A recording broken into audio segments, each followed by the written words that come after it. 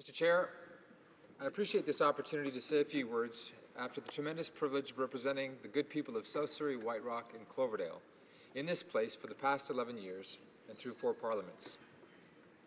Thank you, first of all, to the voters, my friends and neighbors, who saw fit to send me here to this place and then send me here again 3 more times. I'm humbled by their trust in me and in our government, and have been proud of the many ways I and my team of office staff have been able to serve our community in this position. I've always worked hard on their behalf, and since forming government in 2006, have also been able to deliver on many of the priorities of our community. I've seen many millions of federal dollars spent in our district on projects large and small that have met important needs. And I've also taken on some very specific projects and initiatives here in Parliament that have benefited my community. One in particular was the All-Party Border Caucus, which shortly after arriving here, I founded with former Liberal MP Roger Galloway and the current NDP MP for Windsor West. Those were challenging years for the Canada-US relations. In the shadow of 9/11, security at the border was taking precedence over trade, efficiency, and sometimes even over common sense. Together with border MPs from all parties, we met with our counterparts in the US Congress and worked with them over the years to find solutions to the challenges of creating a secure and efficient border. Another highlight for me was in 2006, when I had the honor to be elected by my colleagues to lead the Canadian branch of the Commonwealth Parliamentary Association, and was subsequently re-elected to serve 6 more terms. As one of the oldest democracies in the world, Canada offers real leadership to the more recently established nations, particularly in the developing world. The CPA makes a real contribution to developing democratic institutions in its 54 member nations, and I have cherished playing a significant role in these efforts. Serving as the Parliamentary Secretary, first in national defense, then in intergovernmental affairs and Western economic diversification, was a unique opportunity to contribute to the work of our government. One of the highlights of my term was traveling to Kandahar to see the efforts of our Canadian troops, selflessly working to make that struggling nation a better place. While I was there, I was also able to deliver the first of a number of wheelchairs to disabled Afghan citizens. The wheelchairs were donated by the Wheelchair Foundation of Canada, a charity located in my district. What an honor it was for me to see the bravery and generosity of Canadians affecting the lives of those in need in a weary, war-torn land. I've also greatly valued the opportunity I've had to serve on several valuable committees in this House. Among them are Finance, National Defense, International Trade, Natural Resources, Ethics, and International Human Rights. It was my time on the International Human Rights Committee that opened my eyes wider to the very real suffering and persecution that continues in many parts of the world. As such, I'm thankful for a Prime Minister and a Cabinet who have been bold and uncompromising in facing down evil where it exists around the world. Also, I'm thankful for colleagues across party lines who are passionate about these same issues with whom I have been privileged to work. I also come away from this experience with a greater appreciation of the legislative process, for at the beginning of this Parliament, I had the unusual privilege of being drawn number 1 in private members' business. My bill, C-377 on financial disclosure for labor organizations, has passed through all 3 readings by my colleagues here in this place, and is now at 3rd reading in the other chamber, where I hope it will receive a final vote soon.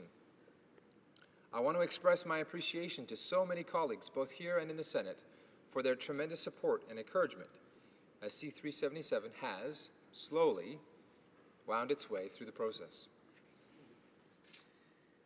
Mr. Speaker, our success here is never achieved alone. When I look back, many names and faces come to mind of people who share in the good work that has been accomplished here in the past decade. So I want to conclude my remarks by offering thank yous to just some of the many important people who have helped me along the way. First of all, thank you to my mother, Russ Hiebert, who raised me well and taught me the principles by which I should live my life. Her advice is still very valuable to me, and I have benefited from her support and pride in all that I do. Also, I thank you to my wonderful wife, Andrea, my closest friend, biggest fan, and strongest supporter. We are a team. She softens my rougher edges, she sometimes makes my speeches more lively, and she holds down the fort at home, capably and devotedly. We decided to embark on this adventure together. We've shared the ups and downs, and now we're choosing to take on new challenges together. I thank her for walking with me. Mr. Speaker, Mr. Chair, departing politicians frequently cite the need to spend more time with family as one of the reasons they are leaving public life, and this is certainly true in my case. When we started this political journey, it was just Andrea and me, but soon we were blessed with the birth of a little girl, Kate, who was born on, of all days, Canada Day. Three years later, she was joined by another special girl, Marie. And finally, remarkable twin brothers, Ryan and Kyle, joined their older sisters after the 2011 election. I want to thank them for their patience for all the time that I was away, but I look forward to us spending more time together. I've been fortunate to have a remarkable team in my offices, both here in Ottawa and in British Columbia, helping me serve our community and making me look good. You have been invaluable to me.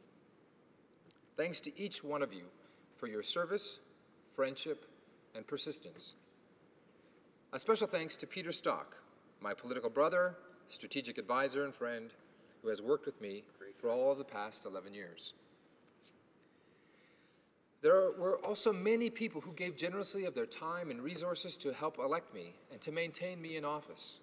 I can't possibly name them all, but there are some key friends who have given tirelessly for years. Ed and Marlene Penner, Brian and Norma Bowen, and Don and Muriel Hanberg have been stalwart supporters. Mike Martins and Kathy Jerry were instrumental not only in starting this journey, but in surviving when the election seemed never-ending.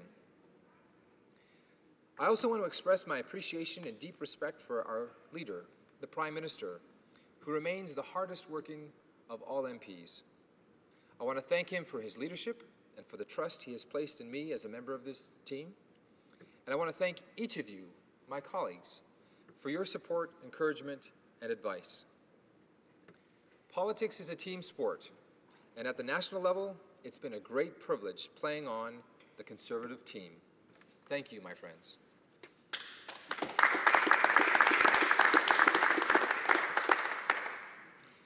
While I look forward to a new and exciting chapter in my life, it has been an honor to serve in this chamber for the past 11 years. This unique place, the unparalleled experiences, the dear friends we've made along the way, the hard work, the objectives achieved, the remarkable people I have met and worked with from around the world, the opportunities to give back to my community and to my country. For all of this, I am thankful and feel tremendously blessed. May God continue to keep our land strong, glorious, and free.